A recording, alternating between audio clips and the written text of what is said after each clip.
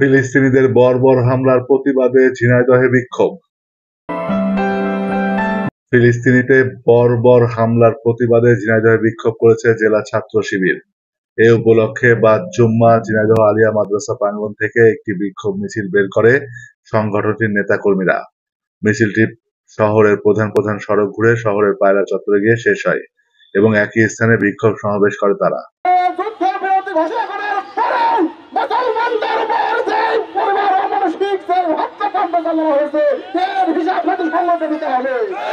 সে সময় উপস্থিত ছিলেন জেলা ছাত্র শিবিরের সভাপতি আরিফ ইসলাম, সাধারণ সম্পাদক ওবায়দুর রহমান, শহর শাখার সভাপতি মেহেদী হাসান রাজু সহ অন্যান্যরা।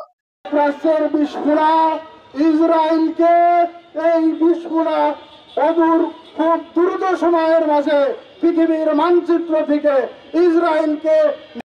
এ সময় বক্তারা বলেন, ইসরায়েল যুদ্ধবিরতি ভঙ্গ করে যে বর্বর হামলা চালিয়েছে তার তীব্র নিন্দা জানায় এবং একই সাথে এ হত্যাকাণ্ডের হিসাব জাতিসংঘকে দিতে হবে।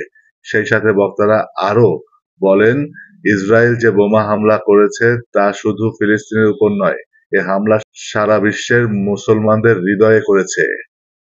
আমাদের ভাইরা ফিলিস্তিনে নামাজ রোজা ইবাদতে মশগুল ছিল, ঠিক সেই সময় গত 18 মার্চ ইসরায়েলের নৃশংস বাহিনী, দখলদার ইসরায়েলি রাষ্ট্র, তারা আমাদের ভাইদের উপর নৃশংস হামলা চালিয়েছে।